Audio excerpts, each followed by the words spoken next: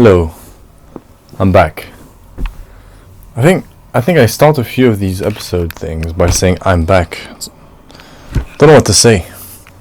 Hello, welcome back. Hope your present is good. First thing I'll talk about, I decided to name this episode We All Were the Devil. This sentence came into my head at some point last week. And I was thinking about something that I wear that to me I associate with a form of negativity. Now, I know it sounds stupid, but that thing is my hair. I feel like that is a way in which I wear the devil. Now let me break it down because it is ridiculous. But the first thing when you think about we all wear the devil is the idea that everyone has some bad and some good in them, right? We all have this. Now, the sentence came to me thinking about how we physically wear the devil, how physical things are manifestations of things happening within. And to me, my hair was the reason I thought of that. I thought of that because why is my hair so damn long? Why, right? It's annoying. Last week, my Thai braided my hair and I had cornrows. It's just annoying, isn't it? Going to sleep, you need to take care of them. You need to wear a satin cap or whatever it's called. It's just an inconvenience. And just even day to day, I have to comb them regularly, blah, blah, blah. Why do I do this? I do this partly because my head has a weird shape. So if I shave my hair, I'm going to look even more weird. That's partly the reason. There's also the fact that I have always had long hair. And my parents have always had long hair as far as I know. And my brother and my sister, blah, blah, blah, they have long hair. It's like this, it's this thing that I can't, it's just a thing. We have long hair. And it's a big part of my identity in a weird way. Now, I want to cut it. And I've mentioned this before, but I really want to cut it now. Because it's useless, right? And my self-image isn't as important as the fact that I feel like I should just get rid of it because it's useless. And we've all heard this about huge CEOs like Mark Zuckerberg and Steve Jobs when he was alive. They wore the same thing every day because it eliminates some decision making, right? It's something, they don't have to think about it. They don't care about it. So that's the way it is. I don't care about how I dress much. I don't care about how I look much. So the hair is just an inconvenience, an encumbrance. Is that a word? Encumbrance? Encumbering? That's a word, isn't it? Am I making something up? Cumbersome. Anyways, the hair is just cumbersome. So I want to cut it. And I think I will. And that's what made me think of the idea that we all wear the devil. Now, Stefan, who my brother and I met at the climbing gym, I think the first conversation we had was on the topic of how we all wear the devil. But the more interesting, not maybe interesting, but a different version of that topic. He believes that all ailments stem from within. So do a lot of people. But he has had experience with that idea firsthand in the past. And so, when you get a cold, sore, just these small things that happen to your body are manifestations of problems within, in the subconscious, as he says. And so you should be able to clear them. Since I was a kid, my mother specifically, and my stepdad always told me stuff like cancer is a result of excessive stress, and that it ages you faster if you're stressed out. So all these things are things that we can clean up, essentially, and get rid of ourselves by getting rid of the stress and the things stressing us. And so the fact that I'm thinking about the hair, that I'm thinking, why am I keeping it? It's useless. Sometimes it's annoying, right? Is a way in which something internal, something within me, is choosing to keep the hair just because I'm scared of looking weird with short hair, because I'm scared of not maintaining this appearance that I have for so long. And it manifests in this internal conflict, right? And the hair, once again, it's just my appearance, but there's a reason within me why it is like this. And I was thinking about how everything that happens within manifests outside. That's why I thought of the idea of we all wear the devil. Let's see the notes. What else do I have to say? And so, Jordan Peterson, one of his famous sayings was clean your room. And something I learned through going through life is that sometimes, since the problems within are linked to the problems in the material world outside, sometimes you need to fix what's within to fix whatever's happening outside, and sometimes the opposite is true. If you fix what's outside, it can have benefits inside. And so it's the kind of a chicken and the egg situation where they are connected, right? And so I feel like cutting the hair will just be a thing that will get rid of something. It will make me lighter. On that note, as I was walking back from the climbing gym today, I was thinking about how part of the aim for this exercise here, beyond speaking, was revealing, and how, as I learned 3 years ago or something, holding on to things is destructive, right? So when you're living a righteous life, when you're honest, you don't have anything to hide. And that's a superpower in a way. And holding on to things just kills you slowly. And so I made it a point at that moment 3 years ago. And when I started this, to be honest, as I've mentioned before. And so I was wondering, do I feel like it has benefited me? Do I feel a weight lifted? Do I feel anything about the fact that there's now not hundreds of hours, but around 50 hours of me being honest, talking about things that are sometimes uncomfortable? Do I feel better for it in a way? And I don't. I don't feel like the benefit I would have liked to happen has happened.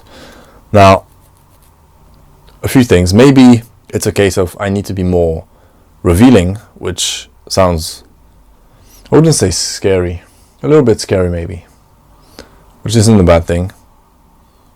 It could be. Maybe it's the same thing as why I don't feel like recording the podcasts half the time before I do record them.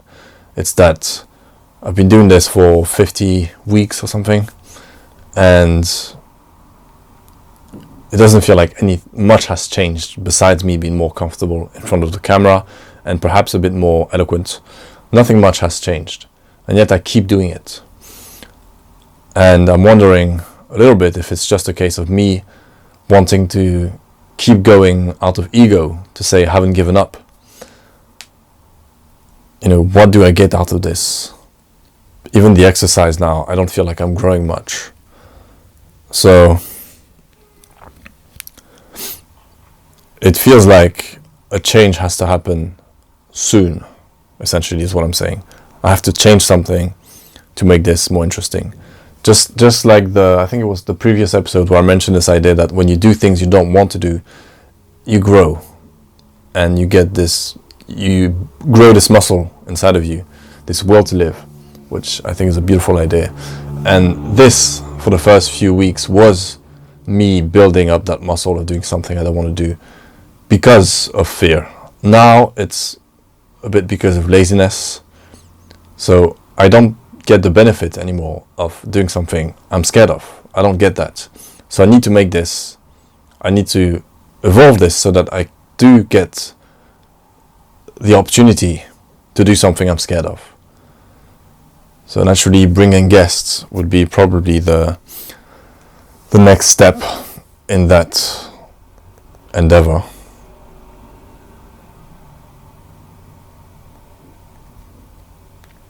Maybe another example for the whole we all wear the devil. my thumbs. My thumbs are extremely fucked up. They look horrible. And this, I would say, is a tangible example of how, if I found a way somehow to get them fixed, which I have no idea how, my only idea would be to remove them somehow with anesthetize them. How do you say that word actually? I was trying to say it the other day. Airplane mode. Anesthesia, I think. When I say the word anesthesia, I think of a name. Isn't that a name? Anesthesia. I was reading that Neil Gaiman book where there's a girl called Anesthesia, I think. Regardless, find a way to get rid of the pain, remove them, and then wait for who knows how long it takes. I think around 6 months for them to grow back, which sounds like an unpleasant experience, but 6 months of pain I would take over, so far, a lifetime of pain, because they look ugly but they're also painful. And I go climbing 3 times a week at the moment, and what happens is, because they are growing wrong, if I put pressure on my thumbs, it burns and it hurts. And my fingers have always hurt, but at some point I stopped with these. I stopped fucking these up, and now, you know, they look fine, which I thought I would never be able to do. I don't know exactly how I stopped, but I stopped really biting my fingers, and these were fixed. But the thumbs, I did irreparable damage to them. And the thing is, because they are fucked up and they don't seem to be healing, I return to them and make it worse. So I would say that's a good example of how, if I was able to fix the external problem, which is, you know, something that's easy to identify, then that would fix the problem as a whole. I'm certain that I wouldn't bring them back to this state again. You know, if I fix them, they're fixed. That's a problem that's gone. Internal, external, working together.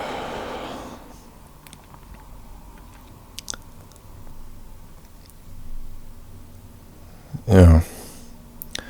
My thumbs are remnants, making the past recede to the future.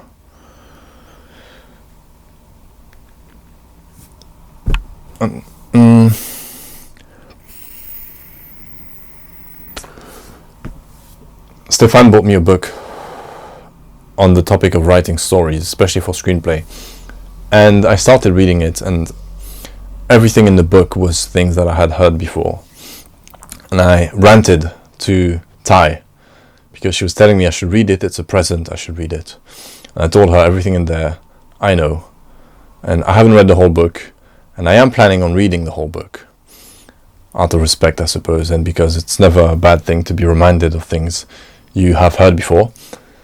But what I said was, as soon as I started reading it, everything I was reading I knew, and I felt like, as egotistical as that sounds, I felt like I know most there is to know on how to write stories. You know, to write a good story, not a great story, but a good story. I feel like I know enough. And I was explaining to her that in the book it starts by saying that there are different types of stories. There's the story of the guy who needs to kill the monster, Godzilla, I always say Shark, Jaws, these movies. Then there's the story of the guy who needs to do this and that. And I ranted saying, no, there's only one story. It's a story of a person who lives in their world, and then something brings them out of their world, of their comfort zone. Think of The Alchemist. Is it The Alchemist? Paulo Coelho. It's not The Alchemist, is it? It might be. Which is the template for every story, or that's the template every story uses. And so that character leaves their zone of comfort, they leave home in search of something. You know, maybe they decide to leave home, maybe someone arrives, Gandalf, and tells them, hey, you should leave and go on this adventure. They go on the adventure, and at the end of the adventure they find that whatever they were looking for out in the world was back home, and they return home. And that's the hero's journey. Super simplified. And the thing about understanding stories is that stories tell us about how the world works, except in a different in a story version, in a fictional way, but their essence is true to life. And so I have known for a long time that we all must live our own stories, that leaving the comfort zone, leaving home, is the first step in living that story. And so when I left home at 18 to go to uni, I felt like I was making a step in that direction. That was a natural progression. I'm 18 years old, I'm an adult, I need to leave home. And I left to go as far as possible from home, thinking I was doing the right thing. And I'm back. I'm back home. I have been for a while now. No prospects of leaving. And my excuse is that it's comfortable, which I know is a form of death. There's no story about a guy staying home being comfortable. Once again, I'm referring to stories, but I'm talking about real life as well. That's not how you make yourself, how you build yourself up, how you become something, how you become what you want to be or what you're supposed to be, not by staying home. And yet my excuse is it's extremely comfortable. It's a council house, so it's super cheap. I don't have to pay much for rent. I live with my family, so I know I'm not gonna have asshole housemates, which is what Ty has where she lives.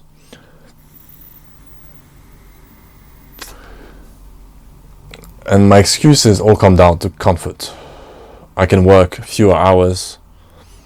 It feels like the best excuse ever. I work less hours than probably anyone else in London. And I get time to work on my own stuff. And the idea was that eventually I would make something and be able to move out. And it turns out that being comfortable is hindering me. And just like the fact that I feel strongly that I should cut my hair because it has no reason to be there. I feel strongly that I should leave because that's the right thing to do. And yet I don't. And I was having a conversation with a friend recently. And he was upset about the fact that I still work where I work. Once again, my excuse is I've been working there for 2 years. Therefore, I have the luxury of saying I want to work this amount of hours. And I do. And it's comfortable. And it makes my life easier. But that's a trap.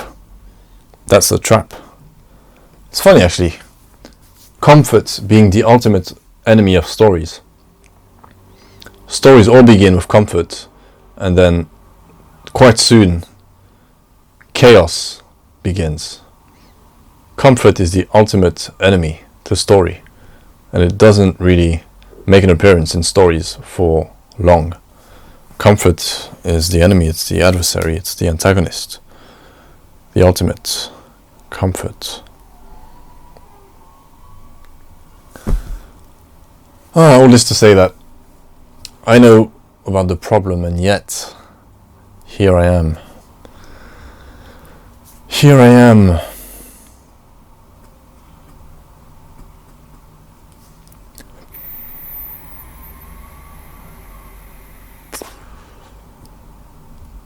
Here I am.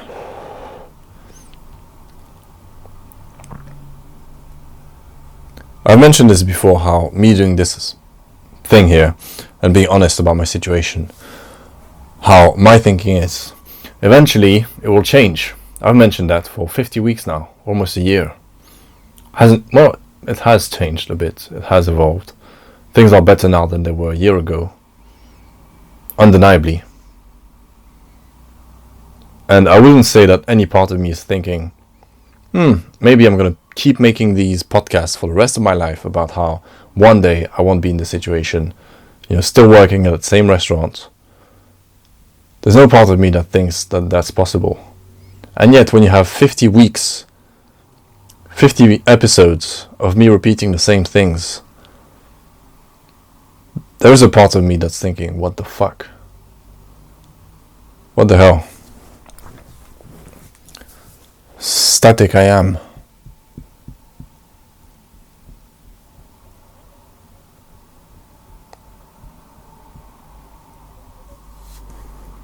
Don't know what to say to that. Alright, last note.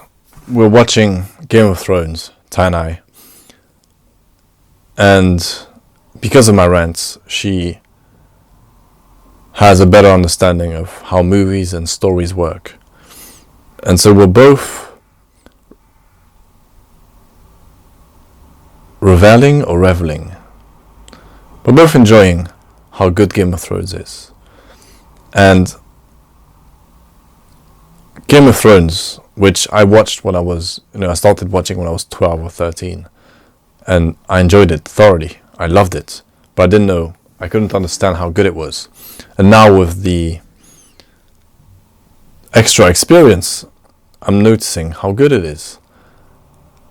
Every scene is an argument. Every scene is a fight of some sort. It's always two or more people talking in rooms while they're walking in a field, on a horse, on a boat. It's just two people having an argument. They want something. There's no wasted scene. That's why it's so good. And recently I watched a video on YouTube. I've watched almost every video from Movie-Wise. He makes amazing videos. And I watched a few videos from another guy, and he talks about how there are these online Reddit, forums, where people talk about, they build characters. I'm not sure what it's called. People building backstories for characters, doing that whole thing. And he kind of shits on them in a nice way. He mentions that he doesn't dislike them or anything, but he shits on the idea that backstory is so important, right? Because when you make a movie, momentum is needed. You need the story to move forward. If you want to kill the momentum, you stop the story and you let a character explain his backstory. So in a way, backstory is somewhat useless. In the best movies you've ever seen, they are so good because the story keeps moving forward and the writers understand momentum, dramatic momentum. So he talks about how this idea of building this enormous backstory of your character and who they are can be useless. And the thing about Game of Thrones, which I did identify a long time ago, is that there was a book before the show. And so there's this enormous backstory for the world they inhabit, for the characters and everything. And it works so amazingly well in Game of Thrones. The fact that they have this foundation that is so solid that when people interact, usually it's not the first time they interact. Usually they've heard of each other. They have opinions of each other. And so when they interact, the way it was written, the show, which is so magnificent, is that they are having these arguments, but they are so well fleshed out, the characters. And so just a throwaway line reveals something about one character, about how one character feels about another, about their backstory, because the backstory is there. And what the writers of the show did is that they didn't waste any time explaining backstory. They put the backstory in the dramatic scenes. They let people fight and argue. And for example, you have Littlefinger, right? We all know that Littlefinger was in love with Catelyn. We all know that Ned Stark got her. We all know that Littlefinger is obsessed with her. So this archetype, first of all, the archetype of the character of Littlefinger is something we can understand. A guy who wanted a girl, but he was a scrawny, little kid. All he had was his wit, so he didn't get the girl. So immediately we can identify this character as a real character. But then the man grew up, he used his intelligence, became powerful. And so people are able to talk to him, and we immediately understand the contempt, because this guy had to become something when the odds were against him. And so we understand the contempt from other people because we understand that he had to do things that were not nice. We understand that he had to be quite a bad person to get to where he is. We understand why he hates Ned Stark. We understand why Ned Stark doesn't like him.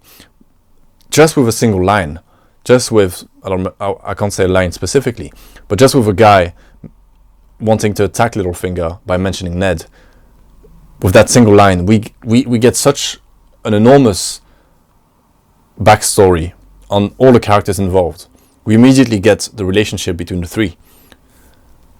And that works so well in the show because there is the source material where George R. R. Martin took the time to flesh out these characters' backstories and then they could just condense it in the show. So what I was trying to say was that backstory is useful. An extensive backstory is useful if used well. If you're not trying to tell the audience, hey, this is my character's backstory. But yeah, Game of Thrones it's brilliant. It's so good. It's so good because the characters feel like people. They all have their own arcs and their own goals. They all have opinions on each other. It sounds kind of stupid, but I've watched so many shows. And after finishing Game of Thrones, the end was obviously horrible. But since then, I've watched a bunch of shows. And they all feel, like cardboard cutouts. They all feel so empty and so weak. And then finally I went back to Game of Thrones and just seeing how it's possible to make something that is profound, something where the people feel like people, and yet the drama and the narrative momentum is there. It's dynamic. And it's enormously... what's the word?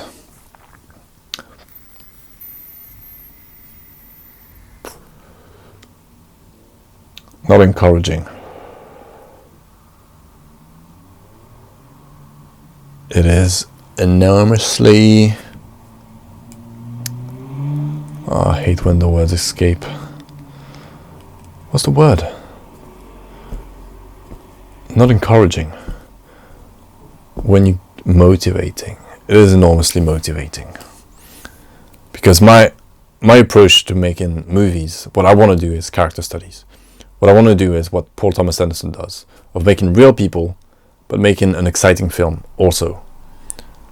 And the problem is that the two extremes exist for the most part. You have Expendables, Fast and Furious, which is just about trying to make something entertaining. And then you have all the art house movies that are just about fleshing out people and making you feel like they're real people. And those movies, for the most part, are quite boring.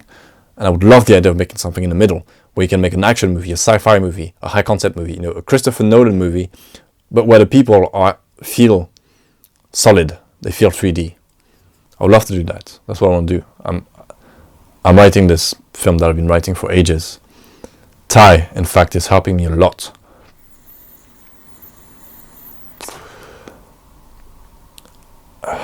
And I think that's where brilliance exists in movies, where you have a guy like Paul Thomas Anderson, a guy like, what's his name? Ford Coppola? What's the name? Francis Coppola, right? Yeah. Francis Coppola, who are able to make these films that have, even though Paul Thomas Anderson is probably more on the art housey side, where his films are not for the mainstream public, but people who are able to make these films where there is this dramatic energy, this dynamism, this momentum, and you're not bored, but they don't just disregard character and making fleshed out characters. And what's his name?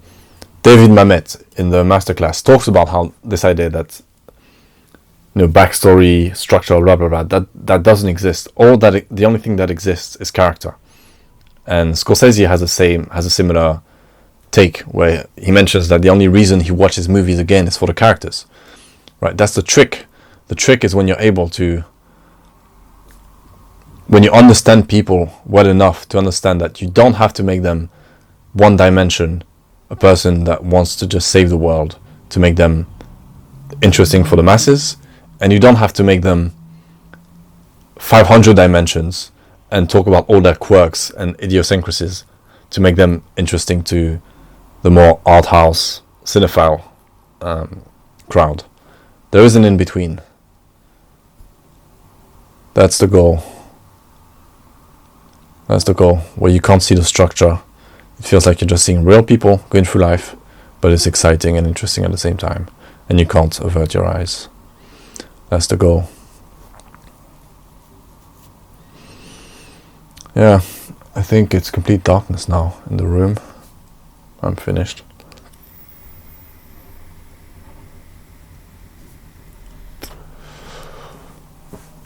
Yeah. Approaching on 52, episode 52, which will be a year.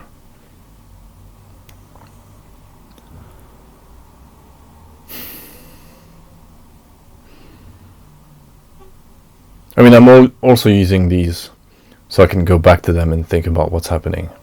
So for the past few weeks, I've been going to the gym 3 times. Okay, remember this, Abraham. When you watch this, this is when your streak of being consistent started. Consistent with the gym. It's been a few weeks, going 3 times. So that's good. You should be proud of yourself. Diet-wise, I've been taking my protein shakes for a few weeks as well. For probably 2 weeks as well, which is good. In terms of food, not so good. Haven't done a good job. In terms of sleep, abysmal. Have been sleeping like 6 hours every night. Something that needs to be fixed.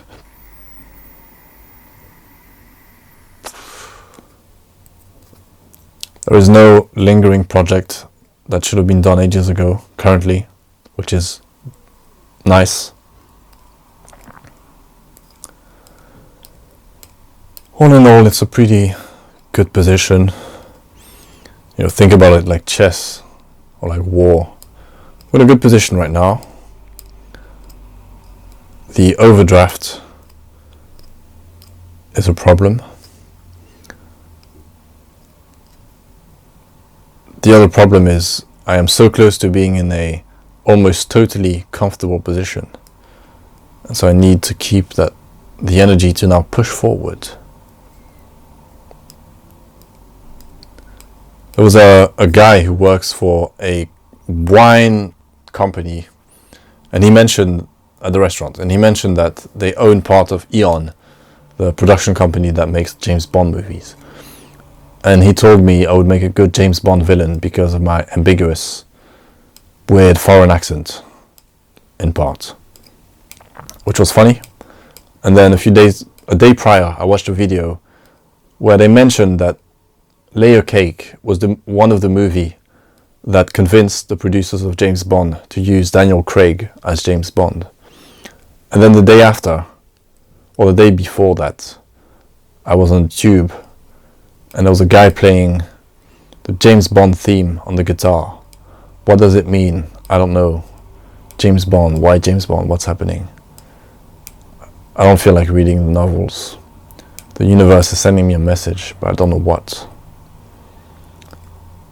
Also, I guess I've become good enough at my job that when I mentioned that I want to make films at work, unanimously people think I want to be an actor.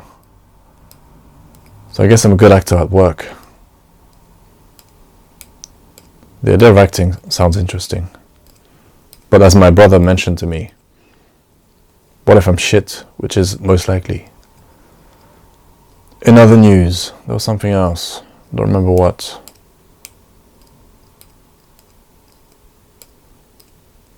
I don't know. Alright. Thank you, and enjoy the present.